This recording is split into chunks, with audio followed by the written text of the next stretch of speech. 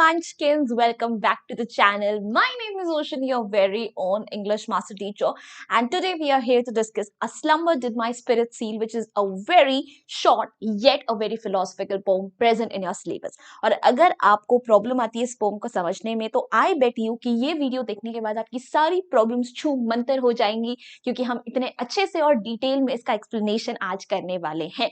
Plus and में आपके लिए वीक क्विज भी है, होमवर्क क्वेश्चन भी है, तो वीडियो को एंड तक जरूर देखिएगा। सो बच्चा बाड़ी, what are you waiting for? जल्दी जल्दी वीडियो को लाइक करिए और चैनल को सब्सक्राइब करे बिना तो कोई नहीं जाने वाला। Now without any further ado let's discuss the session flow for the day. तो सबसे पहले तो भाई a slumber did my spirit seal की हम समरी को करेंगे, बहुत डिटेल में करेंगे, वर्ड टू वर्ड करेंगे, छोटी सी तो पोम है। फिर हम थीम को डिस्कस करेंगे ताकि अगर कोई वैल्यू बेस्ड क्वेश्चन आए तो उसे भी आप आंसर कर ले।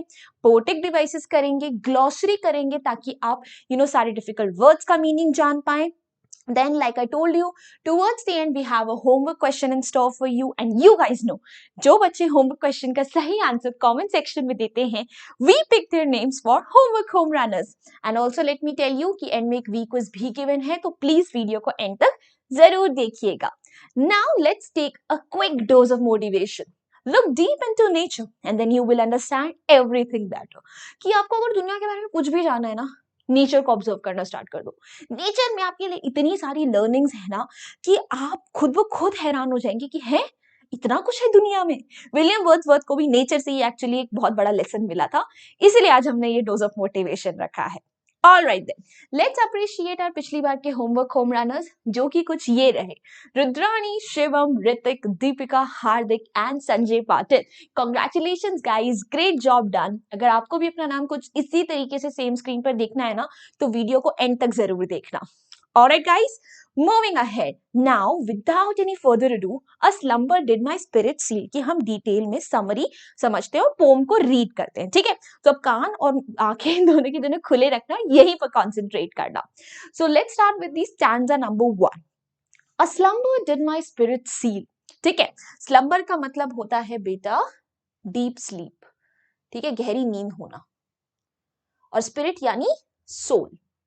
I had no human fears. She seemed a thing that could not feel the touch of earthly years. ठीक है, तो slumber did my spirit seal ना विलियम वर्ड्सवर्थ ने अपनी beloved लूसी के लिए लिखी है। ठीक है, लूसी जो थी वो उनके बहुत ही दिल के करीब थी। ठीक है, तो बोलते हैं कि जब लूसी जिंदा थी, उनके पास थी, तो ऐसा था जैसे कि एक slumber did my spirit seal. ठीक है, कि एक डीप स्लीप में जैसे मैं चला गया था। क्यों वो उसे डीप स्लीप बोल रहे हैं? Because he was absolutely ignorant to the fact कि उनकी जो बिलवेड है लूसी, उसे शायद वो एक दिन लूज भी कर सकते हैं। क्योंकि वो इतने इग्नोरेंट बन गए थे, इतना ज्यादा वो प्यार में अंधे हो गए थे कि उस चीज को भूल ही गए थे कि कभी शायद लूसी उनसे दूर भी हो सकती है। इसलिए वो बोलते हैं I had no human fears, मतलब मुझे डेथ का, ठीक है, इन सब चीजों का फियर था ही नहीं। मैं भूल चुका था कि ऐसी भी कोई चीजें दुनिया में एग्जिस्ट करती हैं। इसलिए उन्हें ऐसा लग रहा था जैसे कि एक नींद ने उनकी सोल को बिल्कुल जकड़ के रखा हुआ था। She seemed the thing that could not feel the touch of earthly years. ये लाइन आपने बहुत सुनी होगी, मेरी वाली यार बहुत अलग है। विलियम वर्ड्सवर्थ को सच्ची लगता था मेरी वाली अलग है। क्यों? क्योंकि वो बोलते हैं कि वो ऐसा लगती थी, ऐसी लगती थी जैसे कि उसे earthly years छू ही नहीं सकते। मतलब जैसे कि वो कभी एज ही नहीं करेगी, बूढ़ी ही नहीं होगी। अर्थ का जो एक प्रॉपर चक्र है कि everything that is born in this world has to die someday, ऐसा कुछ लूसी के साथ होगा ही नहीं।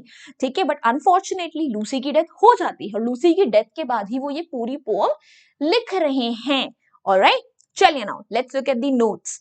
So poet's soul had drifted into deep sleep as he did not have any realization of the truth. ठीक है, उन्हें कुछ ट्रूथ का रियलाइजेशन ही था। ठीक है, तो ये डीप स्लम्बर जो है ना, ये दो तरीके से रेफर कर सकती है। एक तो कि उन्हें रियलाइजेशन नहीं था कि उनकी लूसी उनसे छिन सकती है, और दूसरी चीज लूसी की डेथ के बाद वो इतना ज्यादा शॉक में आ गए हैं कि उन्हें कुछ चीज का पता ही नहीं चल रहा है। He had taken life for granted and had never thought that one day death would take Lucy away from him. उन्हें लाइफ को इतना ग्रांटेड ले लिया था कि उन्हें लगा था कि उनकी जो बिलवेड लूसी है वो तो उनसे कभी दूर होगी नहीं। And when she was taken away, he could not bear the loss. और जब लूसी की फाइनली डेथ होती है तो वो दुख उनके लिए अनबेरेबल बन जाता है। Moving ahead, no motion has she now, no force. She neither hears nor sees. कि भाई लूसी के अंदर अब कोई मोशन नहीं रह गया है. मोशन का मतलब होता है हिलना, यानी उसकी बॉडी अब हिल नहीं सकती. Why? Because she is dead now. She has no force. Force basically force in her limbs to move around to do something, and the force on port as well. कि जिस तरीके से पोर्ट को impact करती थी अब वैसे भी नहीं कर पा रही है. जितनी उन्हें खुशी मिलती थी लूसी के आसपास होने से, उस सब कुछ उनसे छिन गया है. अब ना वो कुछ देख सकती है ना वो कुछ सुन सकती है, because she is no more alive. Rolled round in Earth's diurnal course with rocks, stones and trees. ठीक है. डायरनल का मतलब होता है डेली. अर्थ का डेली कोर्स क्या है कि वो रोटेट करती है. एक रोटेशन को कंप्लीट करने के लिए अर्थ को 1 डे लगता है पूरा, राइट? कि अब वो अर्थ के डेली रोटेशन में ही रोल हो रही है. क्यों? क्योंकि whenever someone dies they are buried deep inside the earth. उनकी ग्रेव बनती है, तो उसे ग्रेव में डाल दिया है. तो वो रॉक, स्टोन्स और टीज की तरह ही नेचर का एक पार्ट बन चुकी है. क्यों? क्योंकि हमारी बॉडी को जब हम अर्थ में बरी करते हैं तो धीरे धीरे डिसइंटीग्रेट होती है, ठीक है, एंड वो अर्थ में ही मिल जाती है. तो वो अर्थ का ही, नेचर का ही पार्ट बनके अर्थ की तरह धीरे धीरे रोज रोटेट करती है. ऑलराइट, तो इस तरीके से पोर्ट अपने अंदर एक एक्सेप्टेंस ला रहे हैं कि लूसी अब नहीं रही. एंड पोम खत्म भी हो गई. कितनी छोटी पोम है. So the poet accepts the truth that Lucy is now no more alive. वो मोशनलेस है, लाइफलेस है, ना वो देख सकती है ना सुन सकती है. And she is buried in the earth now, and she will assimilate यानी अर्थ में ही बिल्कुल मिल जाना, अब्सॉर्ब हो जाना, and is rotating along with the earth, and one day she will become one with the rock, stones and trees that are part of the earth. और एक दिन वो assimilate होकर, absorb होकर नेचर का ही एक पार्ट बन जाएगी अर्थ में. ऑलराइट, तो that's all about the poem. ठीक है, बहुत ही छोटी सी येट एक बहुत ही डीप मीनिंग रखने वाली पोम है, जहाँ पे हमें एक बिलवड के डेथ के बाद, डिपार्चर के बाद कितना दुख होता है वो एक्सप्लेन करने की कोशिश करी गई है. Alright, now let's discuss the theme of this poem. तो इस पोम की थीम क्या है बेटा? It's about the idea of life, death and life after death. कि basically death is the ultimate truth of life. ठीक है, और वो हर किसी के लाइफ का एक पार्ट है. सूनर और later each one of us has to face death of our loved ones. और जब वो डेथ होती है, वो ऐसा लॉस होता है, उसे बेयर करना बहुत ज्यादा मुश्किल होता है, because there are some people who are very dear to our heart. और हम इतने ज्यादा उनके प्यार में मंत्रमुग्ध हो जाते हैं कि हम ये चीज भुला देते हैं कि कभी वो हमसे दूर भी हो सकते हैं. Alright guys, now let's discuss the poetic devices. बेटा ज्यादा poetic devices है नहीं. सबसे पहले है alliteration. What is alliteration? जब neighboring words same consonant sound से start होते हैं उसे alliteration बोलते हैं. जैसे spirit sealed में स, rolled round में र. इंजैममेंट क्या होता है? जब सेम सेंटेंस मल्टीपल लाइंस में कंटिन्यू करा जाता है, पर एक लाइन से दूसरी लाइन में जंप करने के लिए आप कॉमा, कोई भी लाइन ब्रेक का इस्तेमाल नहीं करते. जैसे she seemed the thing that could not feel the touch of early years. तो हम सेम लाइन कंटिन्यू कर रहे हैं, सेम सेंटेंस कंटिन्यू कर रहे हैं, पर देखो यहां से यहां जाने के लिए हमने कोई भी कॉमा, कोई भी सेमीकोलन कुछ नहीं लगाया. So this is enjambment. और राइम स्कीम क्या है बेटा? A B CD, CD. This is the rhyme scheme of both the stanzas. Alright then. So poetic devices भी cover हो गए. Now let's discuss the glossary यानी कि difficult words. सबसे पहले आ जाता है diurnal. Diurnal means daily. Slumber का मतलब है deep sleep यहाँ पे, और spirit का मतलब है soul, आत्मा. Alright. ज्यादा डिफिकल्ट पोम है नहीं. Now guys let's discuss the MVSAT. So you guys already know what MVSAT is all about. It is mega Vedantu scholarship test, जो कि एब्सोल्युटली फ्री ऑफ कॉस्ट है, जहां पे हर बच्चे को जो भी इस टेस्ट को लिखता है, आपके नो मैटर कितने भी मार्क्स हैं, आपको कुछ ना कुछ अमाउंट ऑफ स्कॉलरशिप मिलेगी. So if you are in 8th 9th 10th 11th 12th preparing for JEE or NEET, this is a must give scholarship test for you because it's an amazing opportunity. ठीक है, कि जहां पर आप coachings में लाखों spend करने के बजाय अच्छी क्वालिटी एजुकेशन को एक सब्सिडाइज्ड रेट्स मिले. वेदांतु बल्कि आपके सिटीज में ऑफलाइन सेंटर्स भी लॉन्च कर रहा है, जहां पे पढ़ना आपके लिए बहुत ज्यादा आसान हो जाएगा. ऑनलाइन एजुकेशन के बियॉन्ड आप जा सकते हो. These are some of the offline centres जो कि कुछ सिटीज में है.